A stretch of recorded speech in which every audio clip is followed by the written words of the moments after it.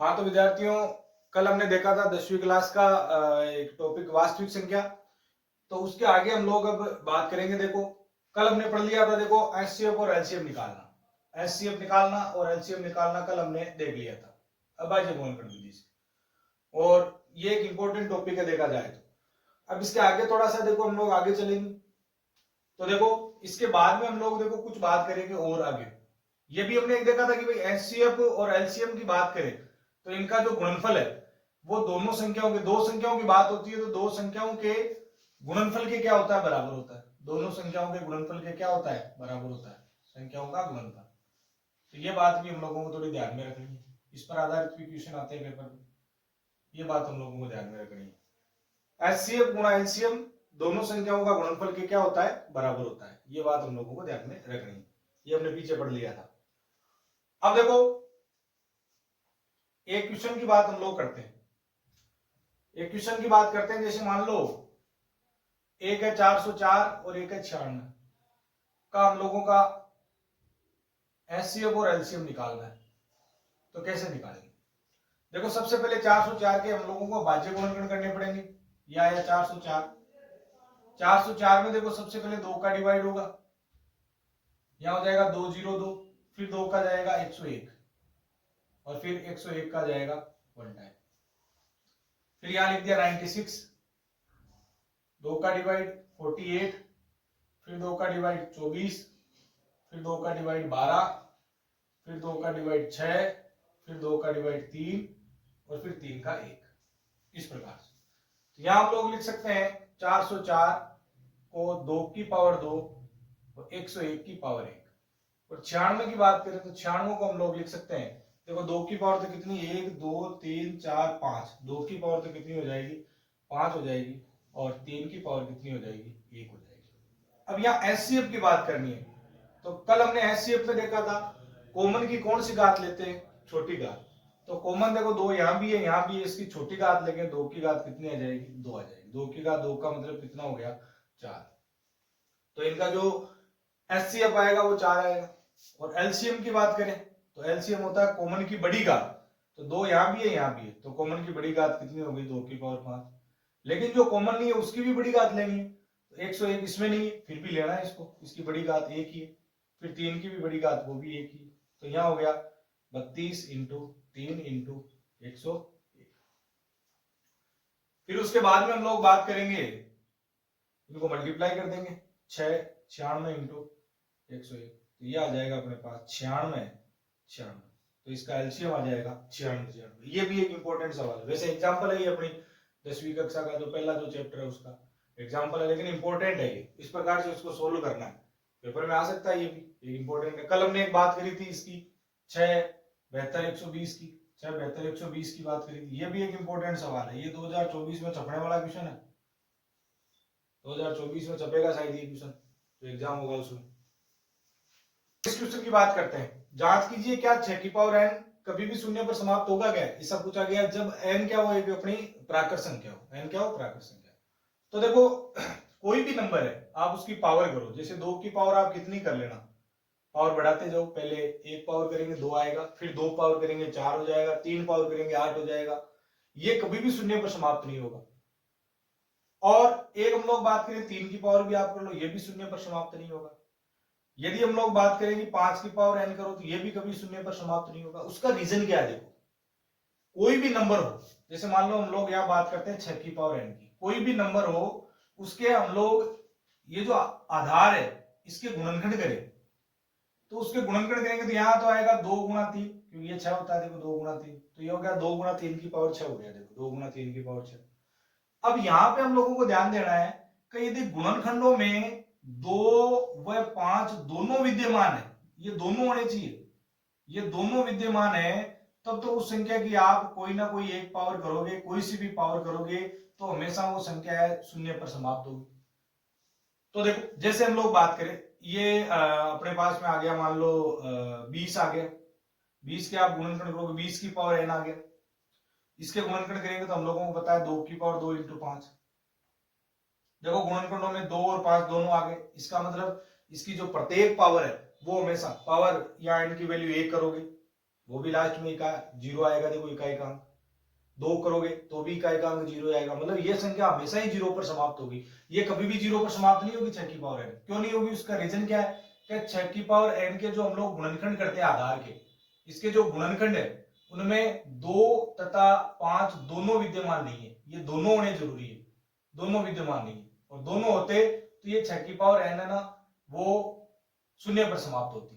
कहने का मतलब ऐसे 6 की पावर n, इसको मतलब मैं लिख सकता हूँ 6 की पावर पहले 1 लगाओ 6 आएगा, 6 की पावर 2 करेंगे तो 36 हो जाएगा, 6 की पावर 3 करेंगे तो ये 216। ये कभी भी देखो इसका हर बार ये इकाई का अंक 6 ही आ रहा है, कभी भी जीरो नहीं आएगा, इसका कभी भी जीरो नहीं आएगा 6 की पावर n का। आप इसे पावर बढ़ाते जाओगे क्योंकि यहाँ पे जो n है ना वो एक प्राकृत संख्या है, और प्राकृत संख्या आपको पता है 1 से शुरू करनी है।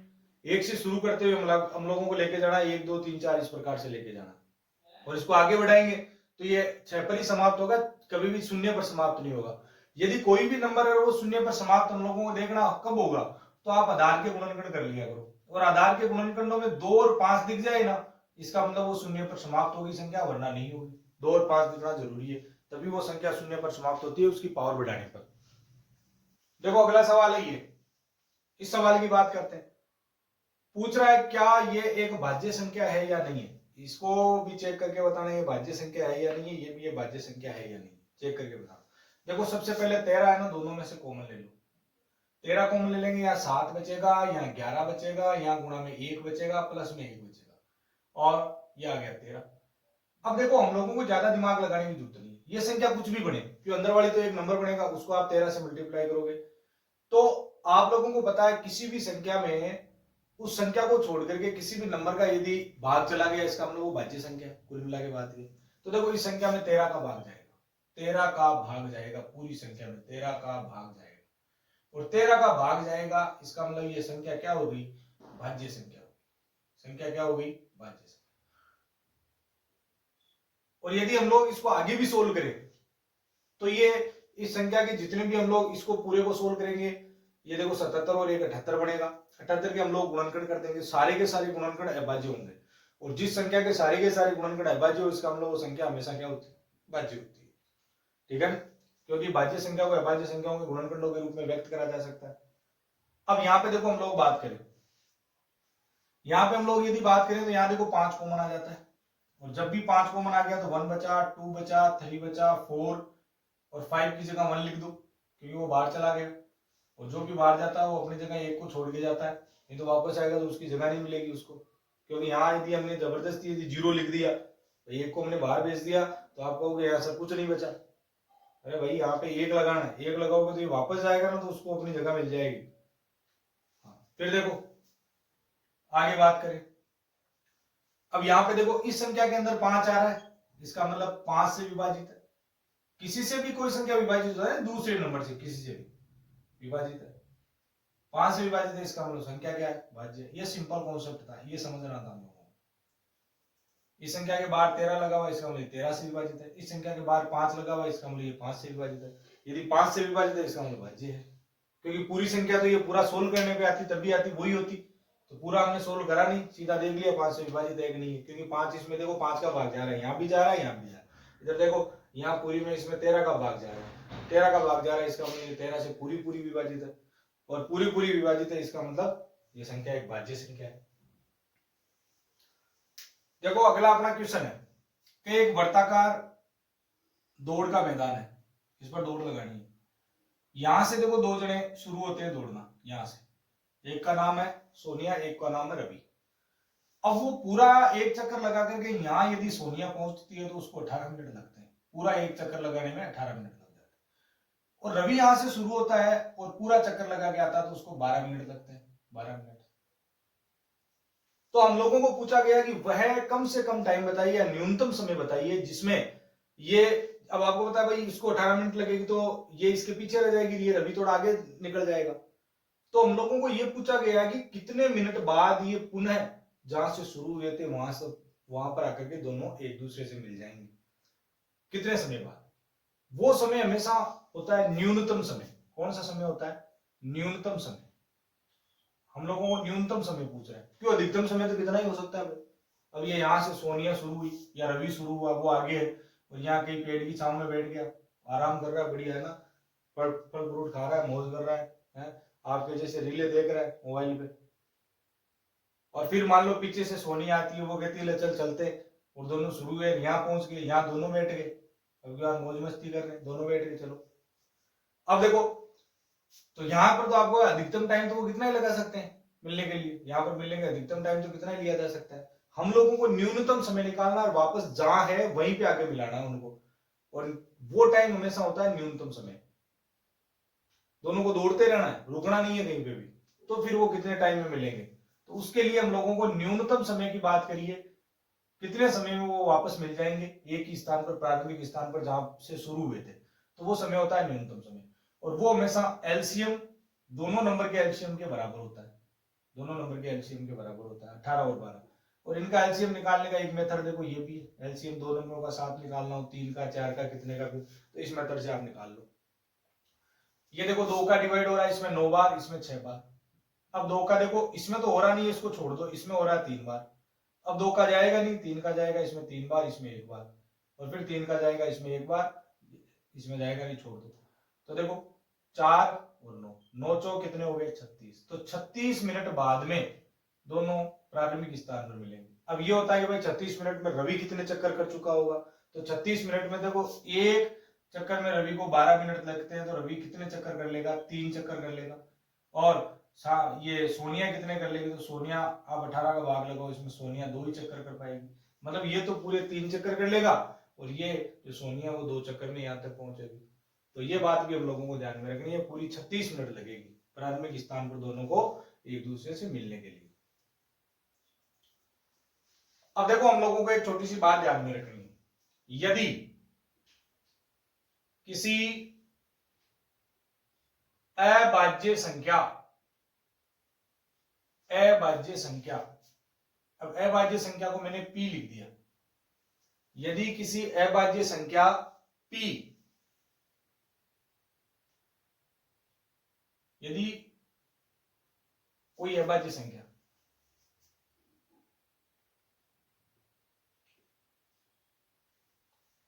देखो हम लोग आगे बात कर रहे हैं, यदि कोई अभाज्य संख्या p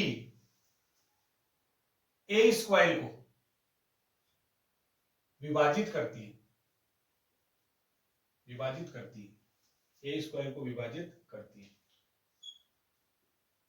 यदि कोई अभाज्य संख्या है एक p जो कि a स्क्वायर को विभाजित करती है, तो a को भी विभाजित करेगी, विभाजित करेगी। कहने का मतलब, अब देखो करना क्या है, यदि हम बात क्या कर रहे हैं, देखो बात हम लोग कर रहे हैं, जैसे मान लो 16 है, 16 किसका स्क्वायर था, 4 का स्क्वायर था। अब देखो 16 के अंदर मैंने अभाज्य संख्या 2 का डिवाइड करा, तो आराम से भाग जाएगा 16 के अंदर 2 का। तो देखो इस संख्या में भी 4 में किसका स्क्वायर था, 4 का स्क्वायर था 16, तो 4 में भी 2 का भाग जाएगा। कहने का मतलब ये, यदि p कोई अभाज्य संख्या है, वो a स्क्वायर को विभाजित कर रही है, किसी संख्या के वर्ग को विभाजित कर रही है, तो उस संख्या को भी आसानी से विभाजित करेगी। ये बात हम लोगों को ध्यान में रखनी है, ये एक इंपॉर्टेंट थ्योरम है। यदि कोई अभाज्य संख्या p a स्क्वायर मतलब किसी संख्या के वर्ग को विभाजित कर रही है, तो उस संख्या को भी वो पूर्णतः विभाजित करेगी। ये बात हम लोगों को ध्यान में रखनी है, क्योंकि ये आगे अपना जो क्वेश्चन करेंगे अपरिमेय संख्या सिद्ध करने वाले, वहां पर ये चीज काम में आएगी। हाँ, तो आगे देखो ये वाला क्वेश्चन, सिद्ध कीजिए कि √5 एक अपरिमेय संख्या है। देखो √5 का पूछ ले, √2 का पूछ ले, √3 का पूछ ले, √6 का पूछ ले, √12 का पूछ ले, √10 का पूछ ले, रूट इसका पूछ ले, 7 का पूछ ले, किसी का भी पूछ ले, एक ही तरीके से सोल्व करना है, एक ही तरीका लगाना है। तो देखो कैसे सोल्व करेंगे, तो इसके लिए सबसे पहले देखो हम लोगों को एक बात और देखनी पड़ेगी। एक होता है देखो सहअभाज्य संख्या, सहअभाज्य संख्याएं कौन सी होती है, को प्राइम नंबर कौन से होते हैं, सहअभाज्य संख्या। सह मानना है 7 की बात करिए, हम 2 संख्याओं की 7 की बात करेंगे, मतलब ऐसी संख्याएं जिनका एचसीएफ कितना हो, ऐसी संख्याएं, ऐसी संख्याएं जिनका HCF 1 हो, ऐसी संख्या है जिनका HCF कितना हो 1। सहभाज्य भी इनको कहा जाता है को प्राइम नंबर, और इनको हम लोग ये भी कह सकते हैं सापेक्षिक अभाज्य। सापेक्षिक अभाज्य, सापेक्षिक अभाज्य भी आप ध्यान में रख सकते हो। जैसे हम लोग बात करें, देखो 2 और 3 की बात करें, ये सहभाज्य संख्या है। क्यों है? क्योंकि इनका HCF कितना आएगा 1 आएगा, आप निकाल लो। हम लोग बात करें 4 और 5 की, ये भी सापेक्षिक अभाज्य ही है, सहभाज्य ही है, साथ साथ हम बात करें तो इनके, क्योंकि इनका HCF भी कितना आएगा 1 ही आएगा। देखो यदि हम लोग बात करें 7 और 11, ये भी देखो इनका भी HCF कितना आएगा 1 ही आएगा, इसका मतलब ये भी क्या है सहभाज्य है। हम लोग बात करें 4 और इसकी 7 की, ये भी सहभाज्य, क्योंकि इनका HCF भी कितना आएगा। देखो दोनों संख्याएं अभाज्य होना मतलब नहीं है, यहां मतलब है सीधा सा कि भाई ऐसी दो संख्याएं जिनका HCF निकाले तो 1 हो, वो सहभाज्य में आएगी। इनको हम लोग क्या बोलते हैं सापेक्षिक अभाज्य बोलते हैं। तो ये बात हम लोगों को ध्यान में रखनी है। तो पूछा जा सकता है सहभाज्य संख्याएं कौन सी होती है, तो ऐसी संख्याएं जिनका HCF कितना हो 1 हो, या फिर ऐसी संख्याएं जिनके हम लोग गुणनखंड करने के बाद में कॉमन ज्ञात करें तो कॉमन कितना मिले, हमेशा ही 1 मिले।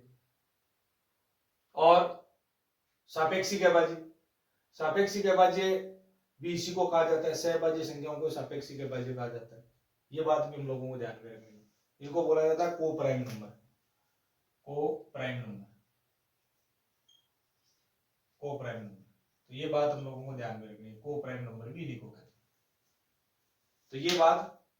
अब देखो हम लोग बात करेंगे आगे, सिद्ध कीजिए कि √5 एक अपरिमेय संख्या। आपको √5 का पूछा गया है, आपको वो √2 का पूछ सकता है, आपको वो √3 का पूछ सकता है, √6 का पूछ सकता है। एक बार √6 का पूछा हुआ था तो कोई बड़ी बात नहीं है, √6 का और पूछ सकता है अगली बार, √12 का पूछ सकता है। एक बार √12 का भी उसने पूछा था तो √12 के लिए भी पूछ सकता है। करना एक ही तरीके से, हम अभी आपको एक फॉर्मेट बता देंगे, उस फॉर्मेट में जैसे आपको मान लो √3 का पूछा है तो जहां जहां 5 है वहां 3 लिख देना, बस कहानी खत्म, पूरा फॉर्मेट याद कर लेना।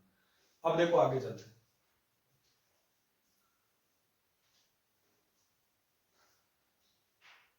अब देखो इस क्वेश्चन को सोल्व करते हैं, इस क्वेश्चन को सोल्व करते हैं। देखो यहां देखो सिद्ध कीजिए कि √5 एक अपरिमेय संख्या है, √5 एक अपरिमेय संख्या है। तो उसके लिए देखो सबसे पहले आप क्या लाइन लिखोगे, माना √5 एक परिमेय संख्या है। कौन सी संख्या है? परिमेय संख्या है। इसके विपरीत हमने मान लिया √5 क्या है, एक परिमेय संख्या है, जिसे a/b, ध्यान रखना जहां b कभी भी क्या नहीं है 0 नहीं है, के रूप में लिखा जा सकता है, लिखा जा सकता है। मतलब कि √5 को हमने एक परिमेय संख्या मान लिया, इसके विपरीत माना है, सिद्ध तो अपरिमेय करना, लेकिन हमने क्या मान लिया कि √5 एक परिमेय संख्या है। अब परिमेय है तो आप उसको a/b में लिख सकते हो, और a/b मतलब p/q, बात एक ही है, a/b के रूप में लिखा जा सकता है। जहां एक बात ये भी ध्यान रखनी है, a, b सहअभाज्य पूर्णांक, क्या है? सहअभाज्य पूर्णांक, सहअभाज्य पूर्णांक। सहअभाज्य पूर्णांक की बात हमने अभी करी थी कि ऐसे पूर्णांक है जिनमें एक के सिवा किसी का भी भाग नहीं जाता, किसी भी नंबर का दोनों में एक साथ भाग नहीं जाएगा एक को छोड़ करके। इसका मतलब a और b दोनों का जो HCF है, a और b दोनों का जो HCF है, HCF ऑफ a, b कितना आएगा 1। तो वो संख्या क्या होगी? सहभाज्य होगी। अब देखो इस बात को गणितीय रूप में लिखना चाहिए। गणितीय रूप कहने का मतलब कर √5 को मैं परिमेय कह रहा हूं तो आप इसको a/b लिख सकते हो, तो हमने इसको a/b लिख दिया। देखो a/b। अब आगे देखो, आपको करना कुछ नहीं, इस चीज को यहां मल्टीप्लाई करना है, तो √5b बराबर क्या आ जाएगा? a आ जाएगा। देखो √5b बराबर a। अब दोनों तरफ स्क्वायर कर देंगे, तो दोनों तरफ स्क्वायर करेंगे, देखो इधर आ जाएगा अपने पास, स्क्वायर करेंगे तो √5b का होल स्क्वायर, और इधर आ जाएगा आपका a स्क्वायर। √5b, यहाँ √5 है, देखो √5 स्क्वायर कर दिया तो यहां हो गया देखो 5b स्क्वायर, रूट हट गया, बराबर a स्क्वायर। इस चीज को हम लोग ऐसे लिख सकते हैं b स्क्वायर बराबर a स्क्वायर बटा 5। इसको आप 1 नंबर पार्ट लगा दो, 1 नंबर, ये पार्ट नंबर अपना 1 हो गया।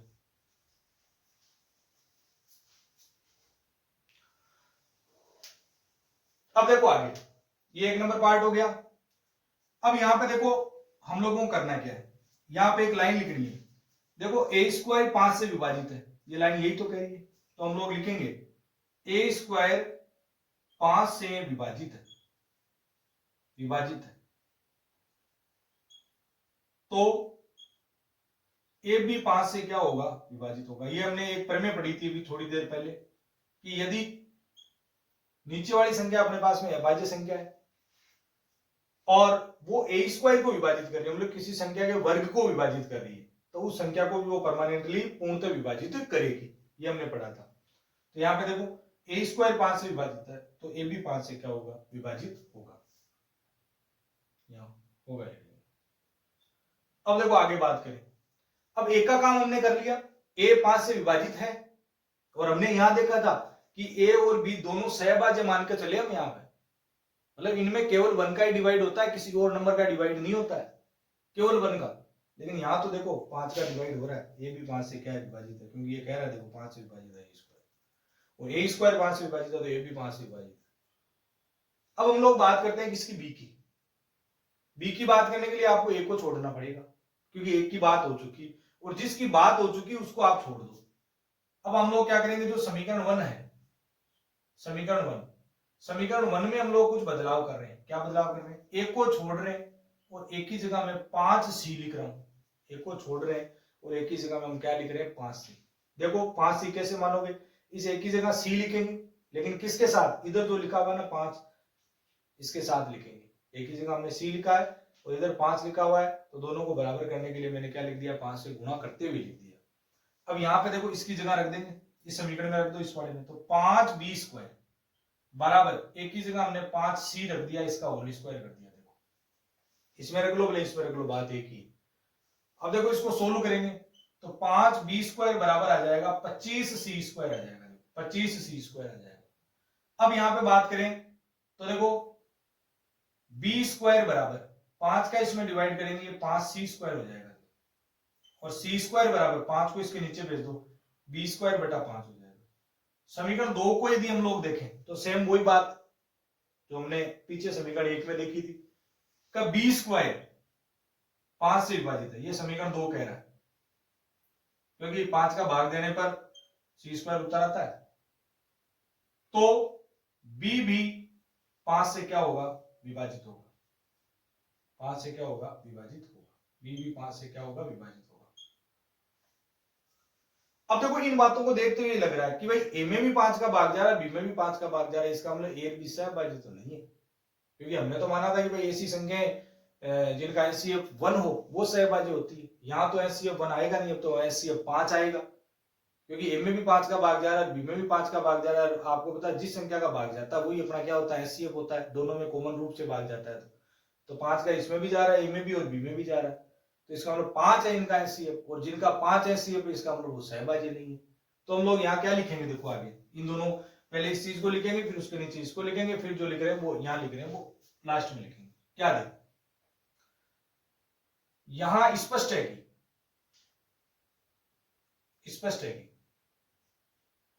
कि ए कोमा बी सहभाज्य नहीं है, क्या नहीं है, सहभाज्य नहीं है।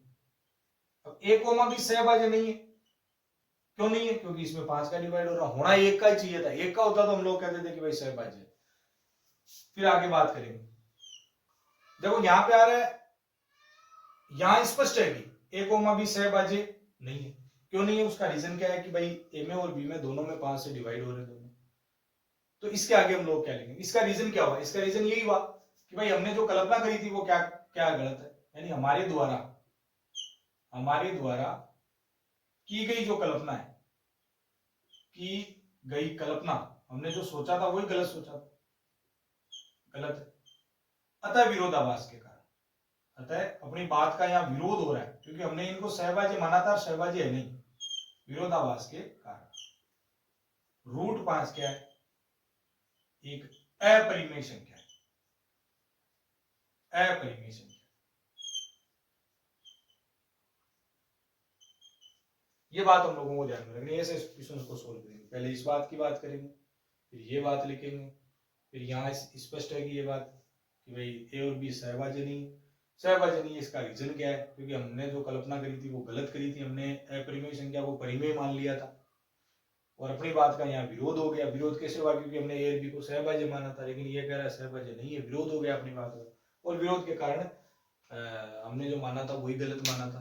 तो इसका मतलब वो संख्या, और ये ध्यान रखने की बात है कि भाई जो संख्या परिमेय नहीं है ना वो अपरिमेय है, ये ध्यान में रखना। और जो अपरिमेय नहीं है वो परिमेय है, क्योंकि हम लोग तो वास्तविक संख्याओं की बात करते हैं। वास्तविक संख्या दो ही संख्याओं से मिलकर बनी होती है, एक तो परिमेय संख्या, एक अपरिमेय संख्या। अब देखो इस फॉर्मेट को ध्यान में रखना है, फॉर्मेट को नोट डाउन कर लेना है और इस फॉर्मेट को ध्यान में रखना है। कैसे ध्यान में रखेंगे? मान लो यहाँ पे आ गया √3 को सिद्ध करने के लिए आ गया कि सिद्ध करो कि √3 एक अपरिमेय संख्या है। तो कुछ नहीं करना है, जहां जहां 5 है वहां 3 लिख दो, यहाँ 5 3 लिख देंगे, यहाँ 5 है तो यहाँ 3 लिख देंगे, यहाँ 3 लिख देंगे, यहाँ 3 लिख देंगे, यहाँ 3, यहाँ 3, यहाँ पर भी 3, यहाँ पर भी 3। फिर देखो यहाँ भी 3 डालेंगे, यहाँ भी 3, लेकिन यहाँ 3 का देखो स्क्वायर होगा तो यहाँ 25 की जगह कितना आ जाएगा? 3 का स्क्वायर 9 जाएगा। जहां 5 का स्क्वायर लिखा हुआ है ना वहां 3 का स्क्वायर, और बाकी वही है, कुछ नहीं लिखना है, केवल 5 की जगह 3 लिखना है, और जहां पे 5 का स्क्वायर होके 25 लिखा गया वहां 3 का स्क्वायर 9 लिख देना। अब 2 की बात करें वो कि भाई सिद्ध करो कि √2 एक अपरिमेय संख्या है, तो जहां जहां 5 है वहां 2 डाल दो, और जहां 5 का स्क्वायर 25 लिखा हुआ वहां पे 4 लिख दो। बस कुछ नहीं करना, ये फॉर्मेट याद करना है पूरा का पूरा। यदि ये फॉर्मेट हम लोगों को याद हो जाएगा तो ये क्वेश्चन गलत नहीं होगा। और अब की बार यहाँ से क्वेश्चन पूछा भी जा सकता है, वैसे बार बार नहीं पूछा उसने, कोई 1-2 बार पूछा था, और बाकी अब की बार पूछ सकता है, क्योंकि कुछ चीजें है ही नहीं इस टॉपिक के अंदर। ये 2-4 चीजें थी जो हमने पढ़ ली सारी की सारी, और बाकी क्वेश्चन है वो इसी प्रकार से ऐसे ही सोल्व करने हम लोगों को। तो हम लोग अब आगे का जो बात है, जैसे दूसरा और एक टॉपिक है, दूसरा तीसरा, उनको हम कंटिन्यू पढ़ेंगे, लाइन से पढ़ेंगे। हम लोगों को ध्यान रखना, एक एक बात कर पढ़ते रहना है। Okay bye, take care.